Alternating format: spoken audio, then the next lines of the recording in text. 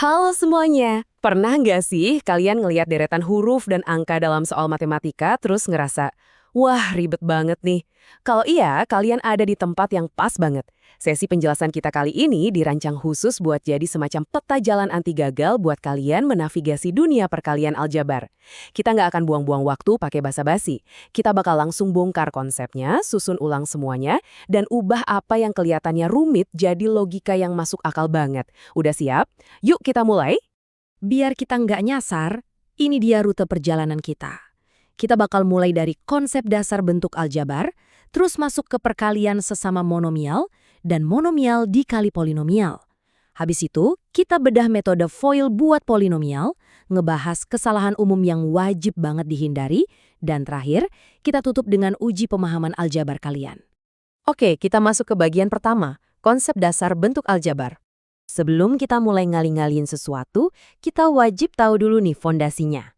Yang bikin aljabar ini menarik banget adalah persamaan yang tadinya kelihatan serem, sebenarnya cuma dibikin dari 3 blok bangunan yang super simple. Pertama, ada yang namanya variabel, kayak huruf X, Y, A, atau B. Anggap aja ini kotak misteri yang isinya nilai yang belum kita tahu. Terus yang kedua ada koefisien. Ini angka-angka besar di depan huruf tadi yang ngasih tahu kita ada berapa banyak sih kotak misterinya. Dan yang ketiga operasi, kayak tanda tambah, kurang, atau kali. Ini ibarat buku petunjuknya, ngasih instruksi apa yang harus kita lakuin sama kotak dan angka tadi. Nah, kalau blok-blok tadi kita gabungin, jadinya bakal kayak gini. Coba lihat yang pertama, 3x. Ini simpel banget, cuma satu koefisien dan satu variabel. Terus ada 2A ditambah 5, yang mulai masukin operasi penjumlahan dan angka yang berdiri sendiri.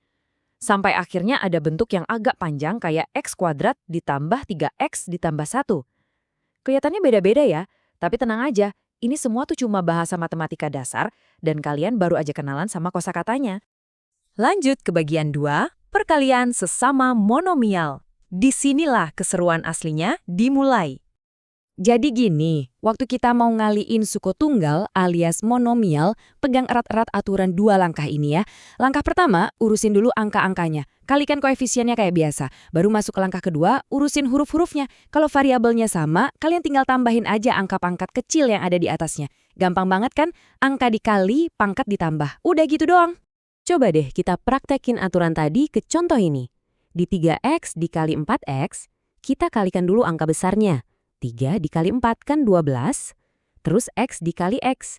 Nah ingat ya, masing-masing X ini sebenarnya punya pangkat 1 yang nggak kelihatan, jadi kalau ditambahin hasilnya X kuadrat.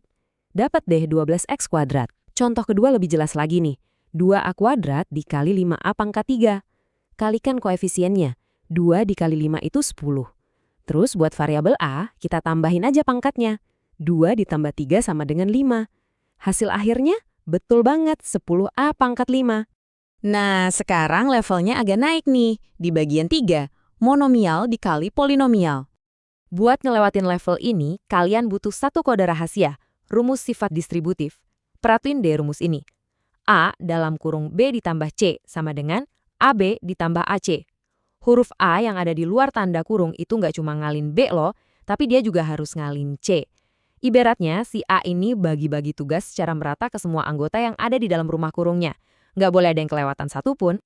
Biar kebayang, kita pakai contoh nyata ya. Ada 2X dikali dalam kurung 3X ditambah 4. Nah, suku luar 2X ini ibaratnya lagi loncat jembatan.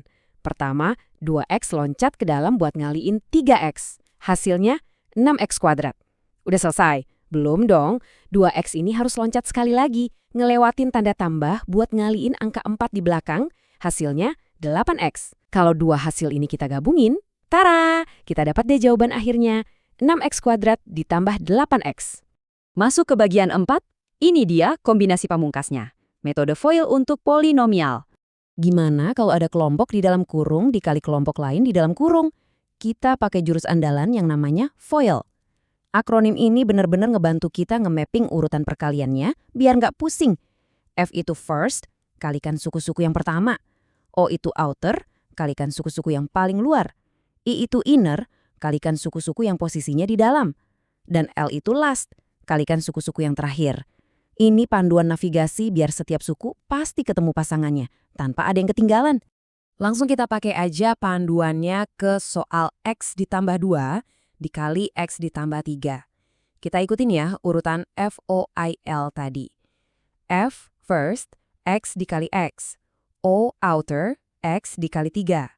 I inner, 2 dikali X. Dan L last, 2 dikali 3. Kelihatan kan? Dari masalah yang awalnya kelihatan ribet banget, sekarang mekar jadi 4 jalur perkalian yang jelas banget susunannya. Sesudah dijabarin panjang tadi, tahap terakhirnya tinggal kita beresin aja. Dari 4 jalur tadi, biasanya suku-suku yang ada di tengah itu mirip. Kayak di sini ada 3X dan 2X. Karena variabel sama pangkatnya persis plek-ketiplek, kita bisa gabungin mereka jadi 5X. Nah, langkah ngegabungin suku tengah inilah yang bakal ngebawa kita ke garis finish dengan aman. Hasil akhirnya jadi super rapi, X kuadrat ditambah 5X ditambah 6. Sebelum kita tes skill kalian, kita masuk dulu ke bagian 5, hindari kesalahan umum ini. Di level ini tuh banyak banget ranjau daratnya. Jadi pastiin kalian selalu ngecek 3 hal ini ya.